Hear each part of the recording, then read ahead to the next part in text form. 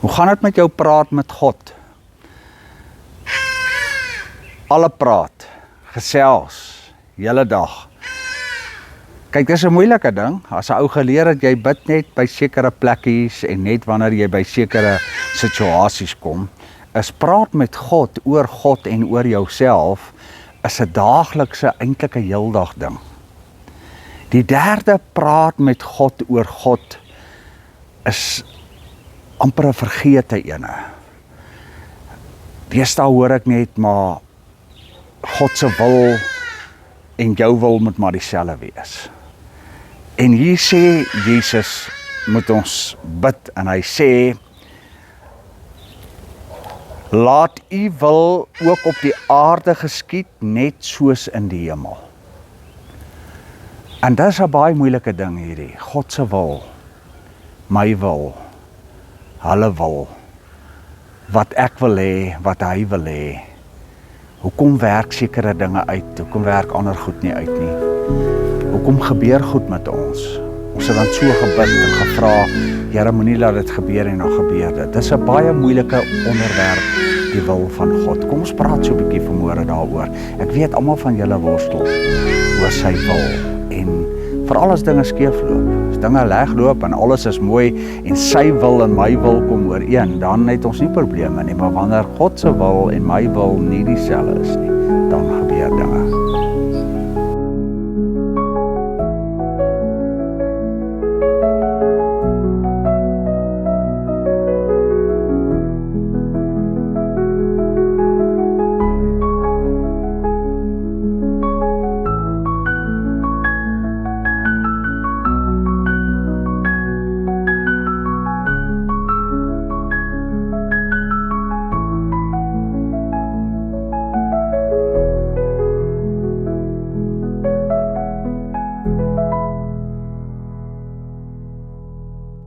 Nou baie jare se worstel met hierdie begrip die wil van God, en dit kan 'n mens maklik kwaad maak vir God. Dit kan jou maklik in ongeloof laat verval as jy dit nie verstaan nie. Is die eerste ding wat ek geleer het is God se wil en jou wil is nie altyd dieselfde nie. Ongelukkig is dit so. Ons leef in hierdie ou wêreld. En die wil van God in sy koninkryk in die hemel is in stryd met dit wat op hierdie aarde gebeur. Daarom gaan jy dikwels in 'n situasie kom waarin iets wat jy graag wil en gedink het maar dit behoort so uit te werk dan nie so uit nie. En hierdie ding moet 'n mens in jou hart kom knoop, want dit maak opstand in 'n mens los. Dit maak jou dat jy later aan God begin bevraagteken, begin sê, Here, maar wat gaan hier aan? Ek dink die kernding wat ons hier moet verstaan is, hemel en aarde is nie altyd versoenbaar nie. En hierdie aarde het ons gekies, ongelukkig. Die Here wou dit eintlik nooit so hê nie, but we chose it this way. En daarom gaan daar goed hier op aarde gebeur, en dinge gaan skeefloop, en God het nie altyd die beheer daaroor nie. En dan werk dinge nie uit soos ons wil nie. En God gryp nie altyd in nie. Partykeer doen hy, partykeer nie. Partykeer gebeur dinge.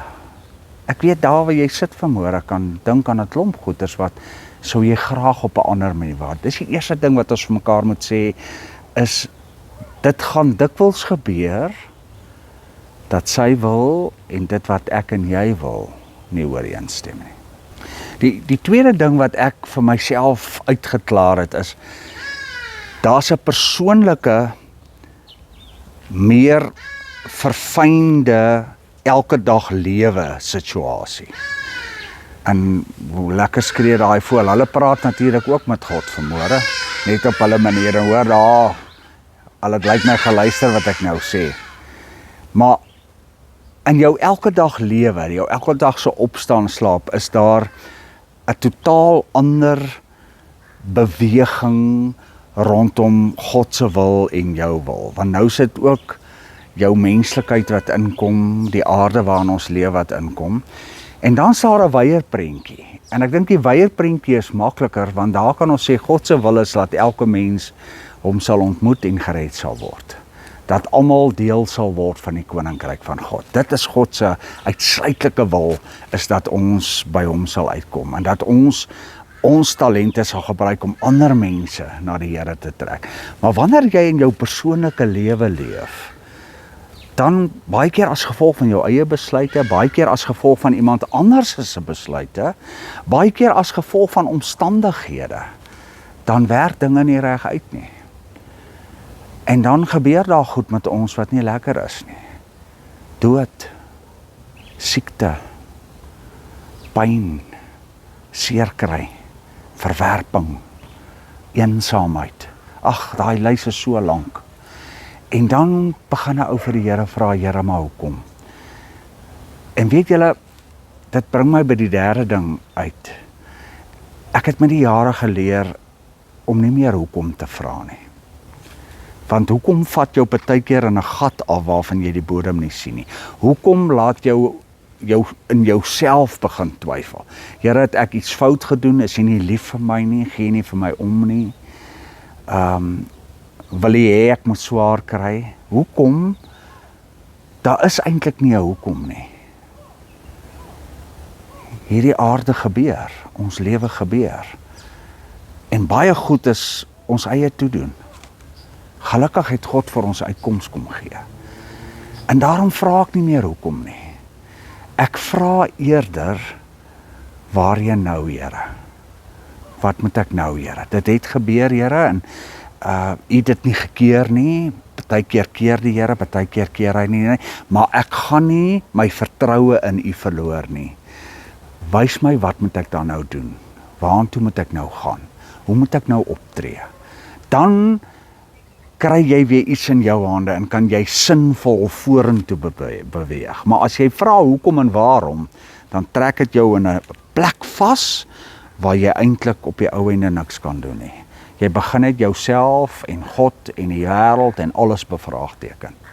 So vra liewer, Here, U wil en my wil dit nie hier ooreengekom nie, of hier het goed gebeur wat nie in U wil is nie, maar omdat ons deel van hierdie wêreld is. Wat nou, Here? Waarheen nou, Here? Wat moet ek doen, Here? Hoe moet ek optree, Here? Is nie maklik om hierdie ding te bid nie. Laat U wil geskied in die hemel, net so op die aarde. Dis amper asof jy jou lewe afteken. Asof jy vir die Here sê, Here, laat U wil, ek aanvaar U, ek vertrou U, al gebeur die ergste goed met my in die lewe, gaan ek nie in opstand kom nie. Ek gaan sê, Here, U weet beter. U sal my eendag laat verstaan. Ek verstaan nie nou nie, maar ek weet eendag sal ek ten volle verstaan.